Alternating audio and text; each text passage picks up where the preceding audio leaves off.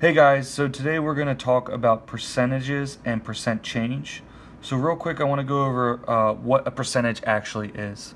So when we're talking about percentage, it says when we say percent, what we're actually saying is per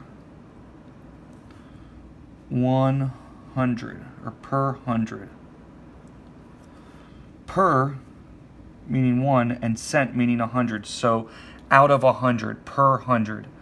So when we say 1%, 1% would be 1 per 100, or 1 over 100. 50% would be 50 per 100, or 50 out of 100. And notice 50% we know is half, and 50 out of 100 is half. 25% would be 25 per 100. Because percentage is per 100, so 25% would be 25 per 100, or 25 out of 100. So that's just a quick overview of what percentage actually is. When we're talking about percent, we're always talking out of 100. So if you notice, these percentages are actually part to total ratios, because we have 1, which is part out of the total 100, 50, which is part out of the total 100, and 25, which is part out of the total 100. So a percent change. Let's talk about a percent change. A percent change can either be a percent increase or a percent decrease.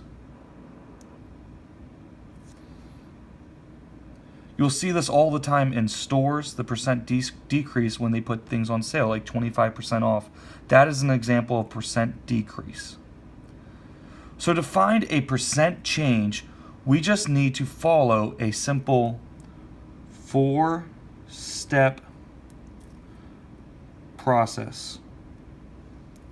So I've outlined 4 steps for you that will help you always find percent change. So that would either be percent increase or percent decrease.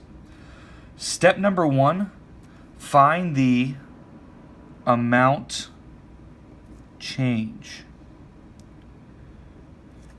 And what I mean by amount change, this is the difference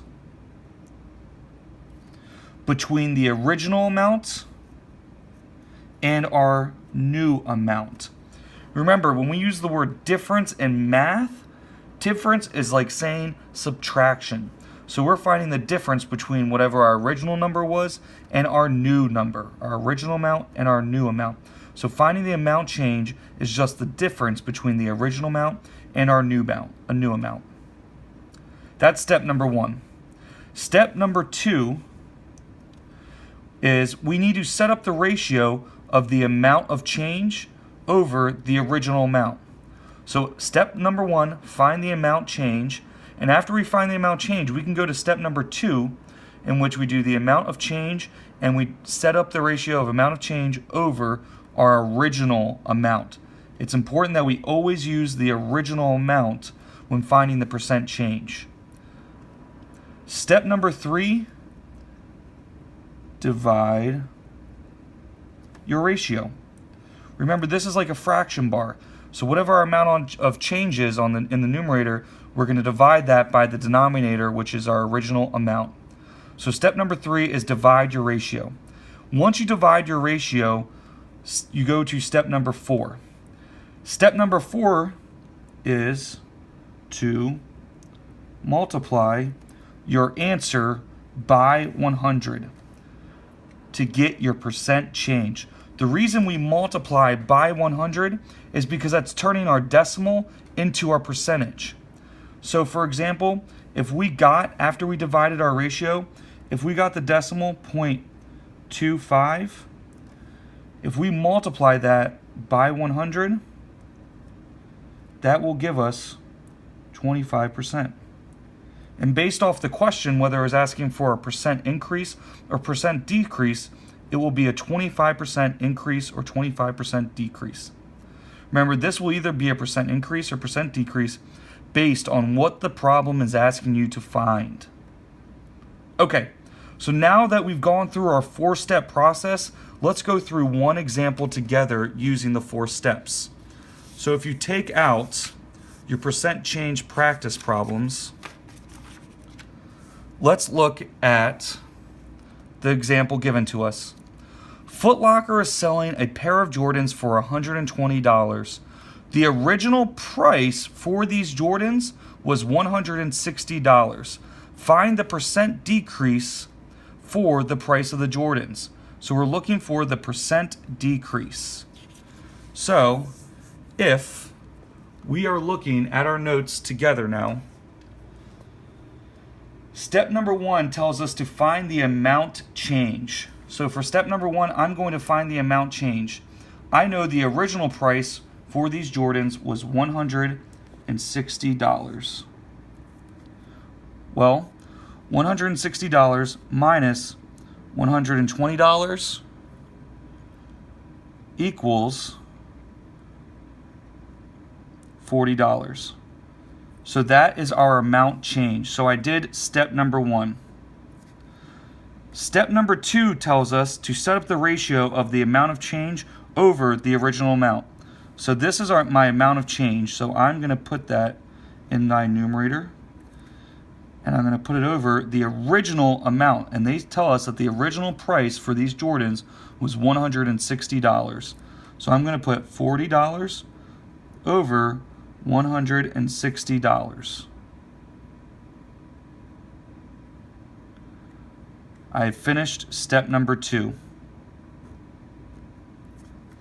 Step number 3 tells me to divide our ratio. So 40 divided by 160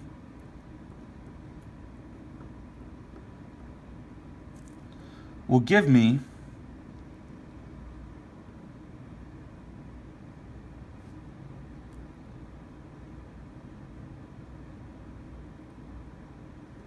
sorry about that, I messed up. I am doing 40 divided by 160. Well, I know 160 can't go into 40 once, and if I'm using my calculator, that is going to give me 0.25. So when I divide 40 divided by 160, I get 0.25. Now my final step tells me to multiply my answer by 100. So my answer is 0.25. If I multiply this by 100, I'm going to get 25%.